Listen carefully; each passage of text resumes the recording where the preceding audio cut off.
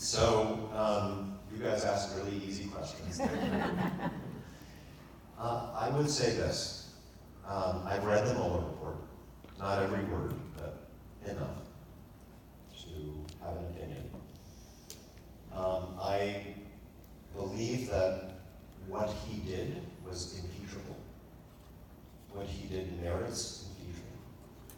I believe that we are miles beyond the point where a Democratic president would have been impeached.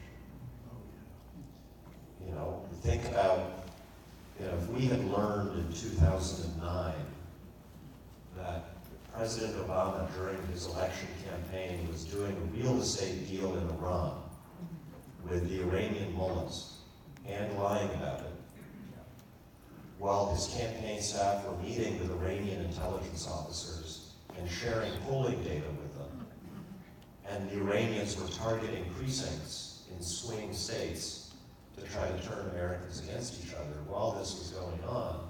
And then once he took office, President Obama fired the FBI director because the FBI director was investigating that Iranian interference in our democracy. Well, I don't think I have to finish this sentence. You know what would have happened, right? So, that doesn't settle the question for me, because we still have to consider what's the best thing for the country going forward. The goal here, I'm going to take politics out of this. People do make political calculations. How will it affect the 2020 elections? Let's set that aside. The goal here, I think, has got to be make sure this doesn't happen again. That's why we prosecute criminals. You rob a bank, I prosecute you because I don't want anyone else to rob a bank. So, if we do nothing, that risks setting a precedent that the conduct was okay. You can do it again.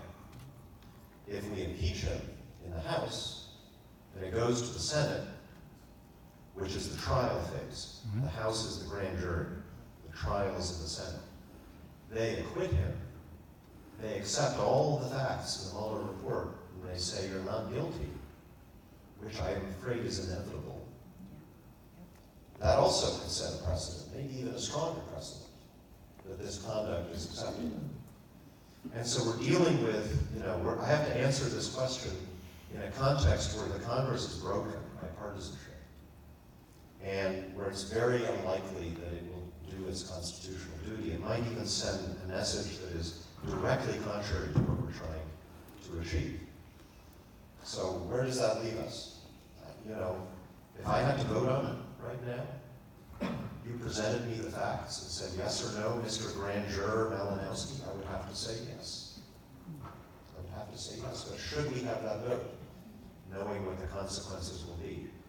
And so for now, I'm with my speaker, I'm with Speaker Pelosi in saying, let's take the ball that Bob Mueller passed us. Let's take the investigation to the next phase, because there were so many things he couldn't do, he couldn't look at, because of his very limited mandate. Let's continue to educate the American people about what happened and why it matters. Let's see where that takes us without precluding anything, including impeachment. And ultimately, if we don't end up removing him from office, which we won't, because the Senate won't, we will need the American people to make the ultimate judgment and use our democracy to save our democracy. That's where